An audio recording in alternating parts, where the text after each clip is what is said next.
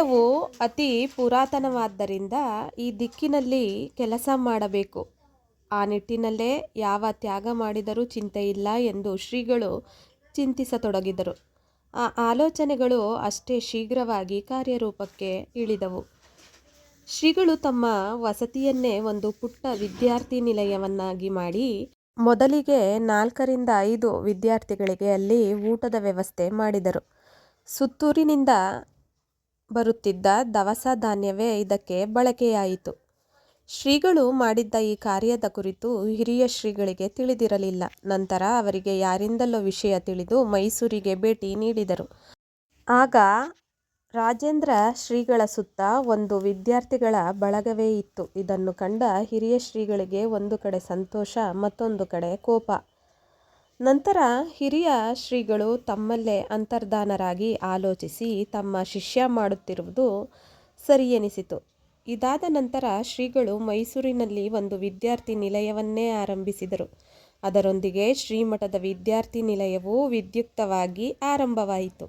ಈ ಕಾರ್ಯಕ್ರಮವನ್ನು ರಾಜೇಂದ್ರ ಶ್ರೀಗಳು ತಮ್ಮ ಹಿರಿಯ ಗುರುಗಳ ಹೆಸರಿನಲ್ಲಿ ನೆರವೇರಿಸಿದ್ದರು. ಈ ಸುದ್ದಿಯನ್ನು ಪಟ್ಟದ ಶಿವರಾತ್ರೀಶ್ವರರು ಪತ್ರಿಕೆಗಳಲ್ಲಿ ಓದಿ ಸಂತೋಷಪಟ್ಟು ತಮ್ಮ ಶಿಷ್ಯರು ಬಹುದೊಡ್ಡ ಕಾರ್ಯಕ್ಷೇತ್ರಕ್ಕೆ ಹೆಜ್ಜೆ ಇಟ್ಟರೆಂದು ಸುತ್ತೂರಿನ ಶ್ರೀಮಠದಿಂದ ಸಾಕಷ್ಟು ದವಸ ಧಾನ್ಯಗಳನ್ನು ಕಳುಹಿಸತೊಡಗಿದರು.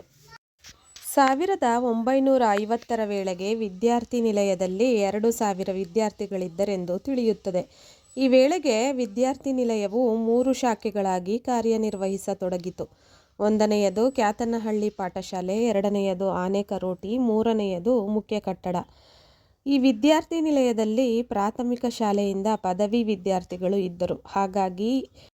ಹೀಗೆ ಶ್ರೀಮಠವು ಅನ್ನದಾಸೋಹ ಮತ್ತು ಜ್ಞಾನದಾಸೋಹಕ್ಕೆ ತೊಡಗಿದರು. 1954ರ ವೇಳೆಗೆ ಪ್ರಾಥಮಿಕ, ಮಾಧ್ಯಮಿಕ ಮತ್ತು ಸಂಸ್ಕೃತ ಪಾಠಶಾಲೆಗಳನ್ನು ತೆರೆದರು. ಅದೇ ವರ್ಷ ಒಂದು ಪ್ರೌಢಶಾಲೆಯನ್ನು ಮೈಸೂರಿನಲ್ಲಿ ಆರಂಭಿಸಲಾಯಿತು. ಇದರೊಂದಿಗೆ ಶ್ರೀಮಠವು ವಿದ್ಯಾರ್ಥಿ ಕ್ಷೇತ್ರಕ್ಕೆ ದೊಡ್ಡ ಪ್ರಮಾಣದಲ್ಲಿ ಪ್ರವೇಶ ಮಾಡಿತು. ಆಗಲೇ ಜಗದ್ಗುರು ಶ್ರೀ ಶಿವರಾತ್ರೀಶ್ವರ ಮಹಾವಿದ್ಯಾಪೀಠವು ಆರಂಭವಾಗಿತ್ತು. 1954ರಲ್ಲಿ ಮಹಾವಿದ್ಯಾಪೀಠವು ಒಂದು ಅಧಿಕೃತ ಸಂಸ್ಥೆಯಾಗಿ ಪರಿವರ್ತನೆಗೊಂಡಿತು. ಮಹಾವಿದ್ಯಾಪೀಠದ ಸ್ಥಾಪನೆ ಶ್ರೀಮಠದ ಇತಿಹಾಸದಲ್ಲಿ ಒಂದು ಮೈಲಿಗಲ್ಲಾಯಿತು. ಈ ಸಂಸ್ಥೆ ಮುಂದಿನ ಎಲ್ಲ ಸಾಧನೆಗಳಿಗೆ ತಾಯಿ ಸಂಸ್ಥೆಯಾಯಿತು. 1960ರ ವೇಳೆಗೆ ಮಹಾವಿದ್ಯಾಪೀಠ ಗ್ರಾಮಾಂತರ ಪ್ರದೇಶಗಳಿಗೂ ಕಾಲಿಟ್ಟಿತು. ಅನೇಕ ಪಟ್ಟಣ ಮತ್ತು ಗ್ರಾಮಗಳಲ್ಲಿ ಶಾಲಾ ಕಾಲೇಜುಗಳು ಆರಂಭವಾದವು.